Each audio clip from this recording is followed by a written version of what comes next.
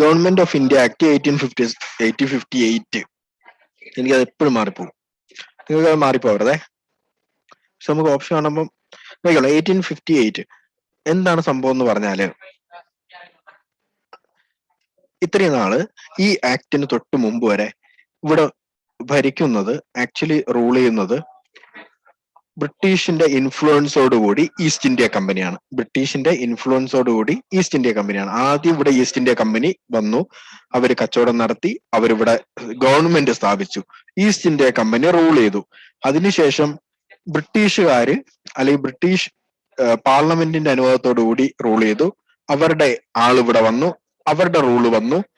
എന്നാൽ ഇതുവരെയും east India കമ്പനിയുടെ ആ ഒരു ഇൻഫ്ലുവൻസ് മാറിയിട്ടില്ലായിരുന്നു, അല്ലെങ്കിൽ പക്ക ഫുൾ ആയിട്ട് ബ്രിട്ടീഷിലോട്ടും ഇതിന്റെ റൂള് പോയിട്ടില്ലായിരുന്നു. എന്നാൽ 1858 ഈ പ്രൊക്ലമേഷനോടുകൂടി 1858 ഈ പ്രൊക്ലമേഷൻ ഈ ആക്ടോടുകൂടി ബ്രിട്ടീഷ് ക്യൂനിന്റെ ഡയറക്റ്റ് റൂളിൽ വന്നു ഇന്ത്യ. ബ്രിട്ടീഷ് ക്യൂനിന്റെ ഡയറക്റ്റ് റൂളില് ഇന്ത്യ വന്നു. മനസ്സിലായോ? ബ്രിട്ടീഷ് ക്യൂനാണ് ഇനി ഭരിക്കുന്നത്. അപ്പൊ ബ്രിട്ടീഷ് ക്യൂൻ ഇന്ത്യ ഭരിക്കാൻ നേരത്ത്, അല്ലെങ്കിൽ ബ്രിട്ടീഷ് ക്യൂൻ എന്ന് ഞാൻ പറയാം, ബ്രിട്ടീഷ് ക്രൗൺ എന്ന് പറയാം. അവിടെ കിങ് ആണെങ്കിൽ കിങ്, ക്യൂൻ ആണെങ്കിൽ ക്യൂന്. മനസ്സിലായില്ലേ? ബ്രിട്ടീഷ് ക്രൗണിന്റെ കൺട്രോൾ വന്നു. ഇന്ത്യയുടെ കൺട്രോള് കംപ്ലീറ്റ് ആയിട്ട് എവിടെ പോയി?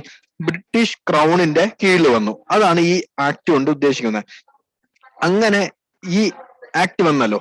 ഈ ആക്ട് വന്നപ്പോ രണ്ട് പോസ്റ്റ് കൂടി വന്നു. രണ്ട് പോസ്റ്റ്. അത് ഒന്നാമത്തെ പോസ്റ്റ് ആണ് വൈസ്രോയ്. രണ്ടാമത്തെ പോസ്റ്റ് ആണ് സെക്രട്ടറി ഓഫ് സ്റ്റേറ്റ്.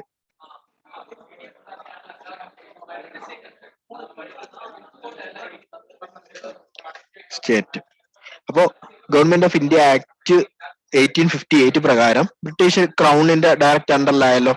അപ്പോ രണ്ട് പോസ്റ്റ് വന്നു. രണ്ട് മിനിസ്റ്റർ നിങ്ങൾ വിചാരിച്ചാൽ മതി, അല്ലെങ്കിൽ രണ്ട് റൂളർ എന്ന് വിചാരിച്ചാൽ മതി. രണ്ട് പോസ്റ്റ് ആണ്, ഒന്ന് വൈസ്രോയും ഒന്ന് സെക്രട്ടറി ഓഫ് സ്റ്റേറ്റും ആണ്. നോക്കിക്കോളേ, വൈസ്രോയും സെക്രട്ടറി ഓഫ് സ്റ്റേറ്റും കൂടി ചേർന്നാണ് ഇനി ഇന്ത്യയിൽ റൂൾ ചെയ്യുന്നത്. എന്നാൽ വൈസ്രോയി ഇന്ത്യയിലും സെക്രട്ടറി ഓഫ് സ്റ്റേറ്റ് ക്യൂനിന്റെ അണ്ടറിലും ആയിരിക്കും, ക്യൂനിലെ ഒരു മിനിസ്റ്ററും ആയിരിക്കും. ഇപ്പം പറഞ്ഞ മനസ്സിലായോ? അതായത് ഇവിടെ റൂൾ ചെയ്യാൻ വേണ്ടിയിട്ട് ആരാണ് ഇനി? വൈസ്രോയ്. ഇവിടെ വൈസ്രോയിമാര് ഭരിക്കും. അതുപോലെ അവിടെ ക്യൂനിന് വേണ്ടിയിട്ട് ഒരു മിനിസ്റ്റർ വേണ്ടേ? അതാണ് ഈ സെക്രട്ടറി ഓഫ് സ്റ്റേറ്റ്. ഇങ്ങനെ വിചാരിച്ചാൽ മതി. അപ്പൊ വൈസ്രോയി എന്ന പോസ്റ്റും സെക്രട്ടറി ഓഫ് സ്റ്റേറ്റ് എന്നുള്ള പോസ്റ്റും നിലവിൽ വന്നു. ഈ രണ്ട് പോസ്റ്റും നിലവിൽ വന്നു. ആദ്യത്തെ വൈസ്രോയി ആണ് ലോർഡ് കാനിങ്. അപ്പത്തെ ഗവർണർ ജനറൽ ആയിരുന്ന ആളെ വൈസ്രോയി ആക്കി. ആരാണ്? Lord Canning. അതുപോലെ ആദ്യത്തെ സെക്രട്ടറി ഓഫ് സ്റ്റേറ്റ് ആണ് Henry Stanley. Edward Henry Stanley.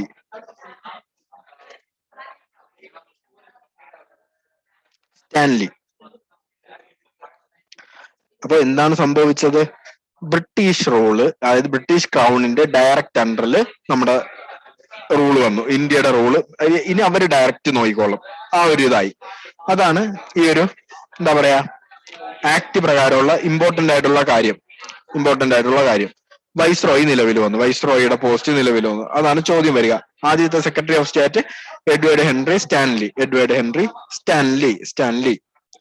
Okay, നോക്കിക്കൊള്ളേ. ഈ റിവോൾട്ടുമായി ബന്ധപ്പെട്ട് ഒന്ന് രണ്ട് കാര്യങ്ങൾ കൂടി പറയാനുണ്ടേ. ഈ റിവോൾട്ടിനെ ഞാൻ ഒന്ന് ഇപ്പൊ ഡയറക്റ്റ് അവരുടെ കയ്യിലായി. ഇത്രയും നാള് അങ്ങനെ അല്ലായിരുന്നു, ഇപ്പൊ ഡയറക്റ്റ് അവരുടെ കീഴിലായി. അതെ, ഓക്കെ. ഇത് ഓരോ പ്രാവശ്യം ഓരോ ആക്ട് വരും. ഓരോ ആക്ട് വരുന്നതനുസരിച്ചാണ് ഇതിന്റെ ഇത് മാറി കുറച്ച് ബ്രിട്ടീഷിലോട്ട് പോകും. അങ്ങനെ ഏറ്റവും അവസാനം ഇത് കംപ്ലീറ്റ് ആയിട്ട് ബ്രിട്ടീഷ് ക്രൗണിന്റെ കീഴിൽ വന്നു. അതെങ്ങനെയാണ് ഈ രണ്ട് പോസ്റ്റ് വന്നത്. ഓക്കെ. അപ്പോ നോക്കിക്കൊള്ളേ. അപ്പൊ ഇതിനു മുമ്പ് ഇതുപോലെ ഇഷ്യൂസ് ഉണ്ടായിട്ടില്ലേ എന്ന് ചോദിച്ചാൽ ഇഷ്യൂസ് ഉണ്ടായിട്ടുണ്ട്. അങ്ങനത്തെ രണ്ട് ഇഷ്യൂസിനെ കുറിച്ച് നമുക്ക് പറയാനുണ്ട്. രണ്ട് ബാറ്റിൽസിനെ കുറിച്ച് പറയാനുണ്ട്, അല്ലെങ്കിൽ രണ്ട് മ്യൂട്ടണിയെ കുറിച്ച് പറയാനുണ്ട്. ഒന്നാമത്താണ് വെല്ലൂർ മ്യൂട്ടണി. ഇവിടെ വെല്ലൂർ മ്യൂട്ടണി.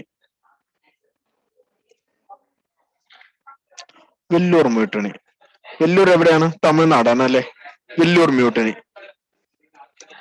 വെല്ലൂർ മ്യൂട്ടണിയുടെ വർഷം അറിഞ്ഞിരിക്കുന്നത് 1806. 1806. ഈ വെല്ലൂർ മ്യൂട്ടണിയില് തമിഴ്നാടാണ് നടക്കുന്നത്. ഈ വെല്ലൂർ മ്യൂട്ടണിയെ അറിയപ്പെടുന്നത് എന്താണെന്നറിയോ? ഈ വെല്ലൂർ മ്യൂട്ടണി അറിയപ്പെടുന്നത് prelude to the first war of India independence ആണ്. First war of India independence, first war of Indian independence. Okay, അത് നിങ്ങൾ എഴുതിക്കൊള്ളേ. First war of prelude to the first war of India independence ആരായിരിക്കും വിളിച്ചത്? സവർക്കർ ആണ്, VD Savarkar. VD Savarkar ആണ് ഇങ്ങനെ ഇതിനെ ഡിനോട്ട് ചെയ്തത്. ഏത്? വെല്ലൂർ മ്യൂട്ടണി. ഇത് ഇവിടുത്തെ വെല്ലൂരിലുള്ള മിലിറ്ററി ക്യാമ്പിനകത്ത് നടക്കുന്ന ഒരു ബ്രിട്ടീഷ് ഈസ്റ്റ് ഇന്ത്യ കമ്പനിയുടെ മിലിറ്ററി ക്യാമ്പിനകത്ത് നടക്കുന്ന ഒരു മ്യൂട്ടണിയാണ്. അത് അവരുടെ ഡ്രസ് കോഡുമായി ബന്ധപ്പെട്ട്. എന്താണ്? ഡ്രസ് കോഡുമായി ബന്ധപ്പെട്ട് നടക്കുന്ന ഒരു മ്യൂട്ടണിയാണ്. ഇത്രയേ അവിടെ പറയാനുള്ളൂ. ഇത്രയാണ് അവിടെ പറയാനുള്ളത്. ഇവിടെയാണ് നടക്കുന്നത്. തമിഴ്നാട്. വർഷം മാത്രമേ ഇമ്പോർട്ടന്റ് ഉള്ളൂ. തമിഴ്നാട്. പിന്നെ ഉള്ളതെന്ന് വെച്ചാല് അതിന്റെ പിന്നെ ഒരു റിവോൾട്ട് ഉണ്ട്. അതാണ് പൈഗ റിബല്യൻ. എങ്ങനെ? പൈഗ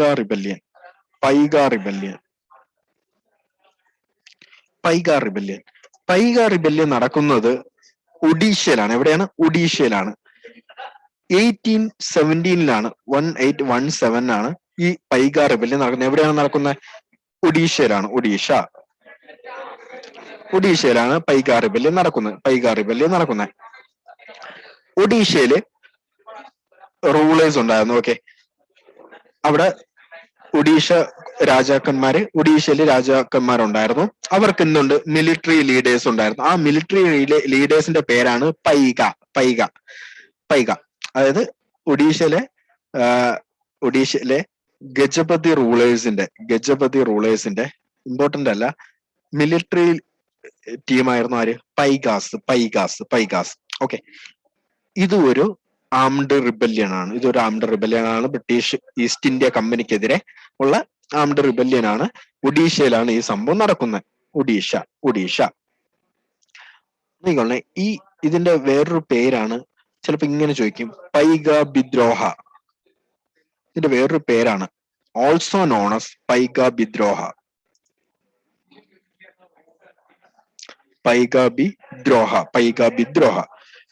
ഓക്കെ, ടാക്സ് പിരിക്കുന്നതും ബ്രിട്ടീഷുകാരുടെ ഇത് തന്നെ, ടാക്സ് പിരിക്കുന്നതും അവരുടെ പോളിസീസുമാണ് ഇതിനുള്ള റീസൺ. എല്ലായിടത്തും ഈ പ്രശ്നങ്ങൾ നടക്കാനുള്ള റീസൺ എന്താണ്? ഇത് തന്നെയാണ്. ഈ റിബല്യന് ഒരു ലീഡർ ഉണ്ട്. അദ്ദേഹത്തിന്റെ പേരാണ് ബക്ഷി ജഗബന്ധു.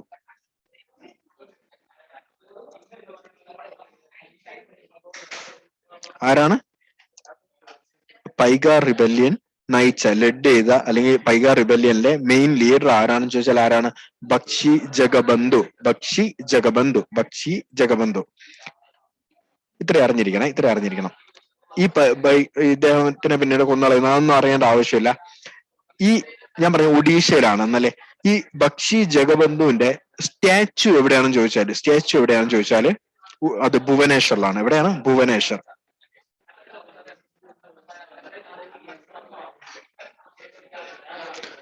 ഈ റിബല്യൻ ഇങ്ങനെ താന്നുപോയ റിബല്യൻ ആയിരുന്നേ. അതായത് ഇത് വലുതായിട്ട് ഫേമസ് ഒന്നും അല്ലാത്ത ഒരു റിബല്യൻ ആയിരുന്നു. എന്നാല് നോക്കി, ഈ വർഷം 2017 ആയപ്പോ ഇതിന്റെ എന്ത് സംഭവിച്ചു? 200ാമത്തെ വാർഷികമായി, ആനിവേഴ്സറി ആയി. അങ്ങനെയാണ് ഇത് വീണ്ടും പൊങ്ങി വന്നത്. ഇതിന്റെ 200ാമത്തെ ആനിവേഴ്സറി ആയി. ഇതിന്റെ 200ാമത്തെ ആനിവേഴ്സറിയില് ആക്ച്വലി സംഭവിച്ചെന്ന് വെച്ചാൽ നമ്മുടെ പാർലമെന്റില് ഒരു മന്ത്രി രണ്ട് മന്ത്രിമാര് ഇതിനെക്കുറിച്ച് സംസാരിച്ചു. ഇത് എന്താ പറയാന്ന് വെച്ചാല്, ഇതാണ് first war of India independence എന്ന് ആക്കണം എന്ന് പറഞ്ഞു. അങ്ങനെയാണ് ഇത് വീണ്ടും ലൈവിലോട്ട് വന്നത്. First war of India independence അതല്ല, 1857 റിവോൾട്ട് അല്ല, അത് പകരം പൈഗ റിബല്യൻ ആണ് എന്ന് അഭിപ്രായപ്പെട്ടവര്. ഓക്കെ, അങ്ങനെയാണ് ഇത് വീണ്ടും വെളിച്ചത്ത് വന്നത്. അപ്പോഴാണ് ഈ പൈഗ റിബല്യൻ വീണ്ടും ലൈവായി വന്നത്. ഓക്കെ, അപ്പൊ ഈ രണ്ട് കാര്യങ്ങളും 1857 റിവോൾട്ടിന് മുമ്പ് നടന്നതാണ്. അറിഞ്ഞിരിക്കേണ്ട കാര്യമാണ്. നോക്കിക്കോളെ, ഞാൻ അവിടെ പറഞ്ഞില്ലേ രണ്ടാൾക്കാരുടെ പേര്, നാനാ അദ്ദേഹമാണ് മാസ്റ്റർ ബ്രെയിൻ ഓഫ് 1857 റിവോൾട്ട് എന്നറിയപ്പെടുന്നത്. 1857 റിവോൾട്ടിന്റെ മാസ്റ്റർ ബ്രെയിൻ എന്നറിയപ്പെടുന്നത് അദ്ദേഹമാണ്. അദ്ദേഹം ഈ സമയത്തെ ക്യൂനിന്റെ പേര് ഞാൻ പറഞ്ഞു, ക്യൂൻ വിക്ടോറിയ ആണ്. വിക്ടോറിയ, അതറിഞ്ഞിരിക്കണേ. വിക്ടോറിയാസ് പ്രൊക്ലമേഷൻ എന്നും അറിയപ്പെടും. വിക്ടോറിയസ് പ്രൊക്ലമേഷൻ എന്നും അറിയപ്പെടും. അതുപോലെ ഒരാളുടെ പേരും കൂടെ ഞാൻ പറയാൻ വിട്ടുപോയി. അദ്ദേഹത്തിന്റെ പേരാണ് അസിമുല്ലാ ഖാൻ. അംബാസിഡർ ഓഫ് റിബല്യൻ എന്നറിയപ്പെടുന്നത് അസിമുല്ലാ ഖാൻ ആണ്. അതായത് ഇതിനെ മാക്സിമം റീച്ച് എത്തിക്കുന്നതിൽ പങ്കുവഹിച്ച ആളാണ്. അംബാസിഡർ, പ്രൊഫറ്റ് എന്നൊക്കെ അറിയപ്പെടുന്നത്. ദിസ് റിവോൾട്ട്, ഈ റിവോൾട്ടിന്റെ പേര് എഴുതിക്കൊള്ളേ. പ്രൊഫറ്റ് ഓഫ് ദിസ് റിവോൾട്ട് ആരാണ്? അസിമുല്ലാ ഖാൻ. അതൊന്ന് അറിഞ്ഞിരിക്കണം.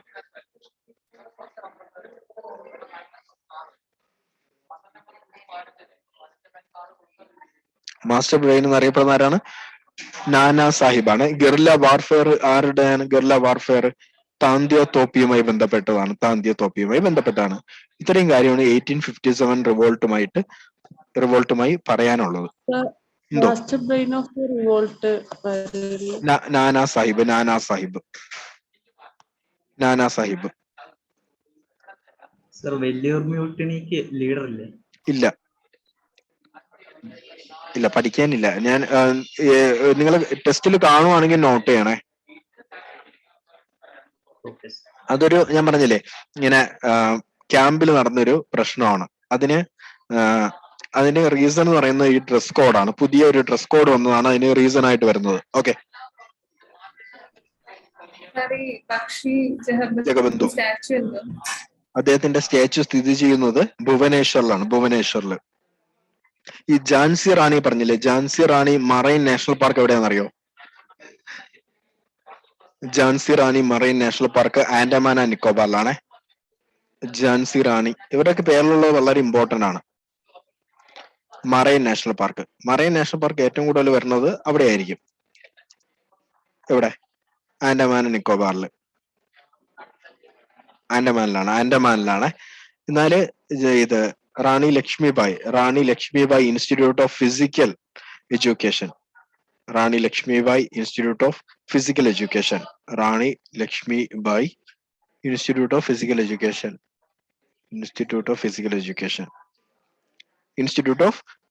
എഡ്യൂക്കേഷൻ ഗോളിയർ ആണ്. അവർ മരിച്ച സ്ഥലമാണ്. ഇൻസ്റ്റിറ്റ്യൂട്ട് ഓഫ് ഫിസിക്കൽ എഡ്യൂക്കേഷൻ എല്ലാം നിങ്ങൾ അത് എഴുതണേ. Rani Lakshmibai institute of physical education എവിടെയാണ്? ഗോളിയർ ആണ്. ഗോളിയർ അവർ മരിച്ച സ്ഥലമില്ലേ, അവിടെയാണ്. Rani Lakshmibai institute of physical education Gwalior. Jhansi Rani marine national park ആണെങ്കിലോ ആൻഡമാൻ. ബക്ഷി ജഗബന്ധുവിന്റെ സ്റ്റാച്യു സ്ഥിതി ചെയ്യുന്നത് എവിടെയാണെന്ന് ചോദിച്ചാൽ ഭുവനേശ്വർ, ഒഡീഷ. അതില് ഓപ്ഷനിൽ വേറെ ഒഡീഷയിലെ കാണൂല, ഉറപ്പാണ്. ഓക്കെ, ഇതാണ് 1857 റിവോൾട്ടുമായി ബന്ധപ്പെട്ട് പറയാനുള്ളത്. ഓക്കെ, ഇത്രയും കാര്യമാണ് പറയാനുള്ളത്. പിന്നെ നമുക്ക് പഠിക്കാൻ വരുന്നത്, അടുത്ത പോർഷനായിട്ട് വരുന്നത് ഇന്ത്യൻ നാഷണൽ കോൺഗ്രസ് ആണ്. ഞാൻ അങ്ങോട്ട് പറയട്ടെ ഒന്ന് രണ്ട് കാര്യം. ഇത്രയും ഓക്കെ ആണോ? ഓക്കെ, നോക്കിക്കോളെ. Indian National Congress. അപ്പൊ ഇനി ഇതുപോലൊരു പ്രശ്നം ഉണ്ടാകാൻ പാടില്ല എന്ന ലക്ഷ്യത്തോടു കൂടി, ഇനി ഒരു റിവോൾട്ട് ഉണ്ടാവാൻ പാടില്ല എന്ന ലക്ഷ്യത്തോടു കൂടി ഇത് പറയുവാണെങ്കിൽ, ഇപ്പോ എന്താ പറയാ, സേഫ്റ്റി വാൾവ് തിയറി എന്നൊക്കെ പറയും. ലൈക്ക് ഇപ്പോ സേഫ്റ്റി വാൾവ് INC നിങ്ങൾക്ക് ഓൾറെഡി എടുത്തതാണെങ്കിൽ, ഞാൻ ഇന്ന് കുറച്ചേ പറയത്തുള്ളൂ. INC നിങ്ങൾക്ക് ഓൾറെഡി എടുത്തതാണെങ്കിൽ അടുത്ത ക്ലാസ്സിൽ ഞാൻ 1905 മുതലുള്ളത് പറയും. ഓക്കെ, നോക്കിക്കോണേ. അപ്പൊ 1857 ഈ റിവോൾട്ട് പോലെ ഇനി ഒരു റിവോൾട്ട് ഉണ്ടാവാൻ പാടില്ല. അതുകൊണ്ട് തന്നെ ഒരു സേഫ്റ്റി വാൾവ് എന്തിനാണ്? പ്രഷർ കുക്കറിൽ അത് ബ്ലാസ്റ്റ് ആവാതിരിക്കാൻ വേണ്ടിട്ടല്ലേ. അതുപോലെ നിൽക്കുക എന്നുള്ള രീതിയിൽ സേഫ്റ്റി വാൾവ് തിയറി. ഇത് എന്താ ചോദ്യം ഇങ്ങനെയാണ്, ഇത് theory behind the formation of Indian National Congress. അതാണ് safety valve theory. Theory associated with the with INC എന്ന് ചോദിച്ചാൽ സേഫ്റ്റി വാൾവ് തിയറിയാണ്. ഇനി ഒരു പ്രശ്നം ഉണ്ടാവരുത് ബ്രിട്ടീഷുകാരും ഇന്ത്യക്കാരും തമ്മിൽ, ഓക്കെ എന്നുള്ള രീതിയിൽ ഫോം ചെയ്യുന്നതാണ് INC ആദ്യം. അതുകൊണ്ട് തന്നെ ഇത് ഫോം ചെയ്യുന്ന ആള് ബ്രിട്ടീഷുകാരനാണ്, സെക്രട്ടറി ബ്രിട്ടീഷുകാരനാണ്. ഓക്കെ, പിന്നീടാണ് നമ്മൾ ഇതിലോട്ട് വരുന്നത്, ഏതിലോട്ട്, നമ്മുടെ സ്വാതന്ത്ര്യ സമരമായിട്ട് മാറുന്നത്. നോക്കണേ, ഞാൻ ഒന്ന് രണ്ട് കാര്യം പറയുന്നുള്ള ഈ ഒരു ഇത്രയും കാര്യം. ഓക്കെ, 1885 1885 ഡിസംബർ 28-ന് ആണ് ഇത് സ്ഥാപിക്കുന്നത്. എവിടെയാണ് സ്ഥാപിക്കുന്നതെന്ന് ചോദിച്ചാല് ബോംബെയിൽ വെച്ചാണ്. എവിടെയാണ് ഫോം ചെയ്യുന്നത്? എവിടെയാണ് ആദ്യത്തെ മീറ്റിംഗും ഫോം ചെയ്യുന്നത്? എവിടെയാണ്? ബോംബെയിലെ ഗോകുൽദാസ് തേജ്പാൽ സാൻസ്ക്രിറ്റ് കോളേജ് ആണ്. ഇവിടെ Gokuldas Tejpal Sanskrit college.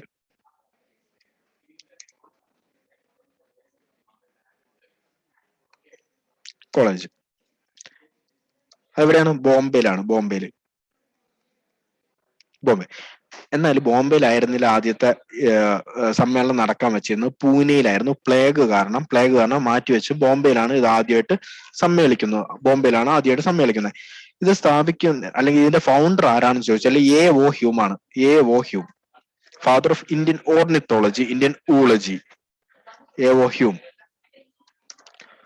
Ornithology, oology, study of egg ആണ് ഊളജി. ആര്? A.O. ഹ്യൂം.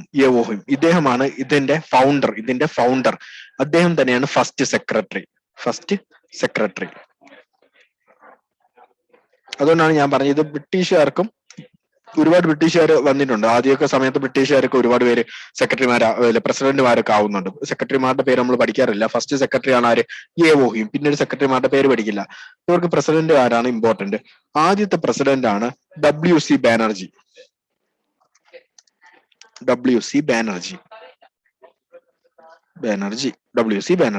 ഫസ്റ്റ് സെക്രട്ടറി ആണ് ആര്? A.O. ഹ്യൂം. ആദ്യത്തെ പ്രസിഡന്റ് ആരാണ്? W.C. ബാനർജി. ഇത് ഫോം ചെയ്യുന്ന സമയത്ത് ബ്രിട്ടീഷ് വൈസ്രോയി ആണ് ലോർഡ് ഡഫറിൻ. വളരെ ഇമ്പോർട്ടന്റ് ആണ് ഇദ്ദേഹത്തിന്റെ പേര്. Lord Dufferin. ഇത് സ്ഥാപിക്കുന്ന സമയത്ത് ഇന്ത്യൻ കോൺഗ്രസ് എന്നായിരുന്നു ഇതിന്റെ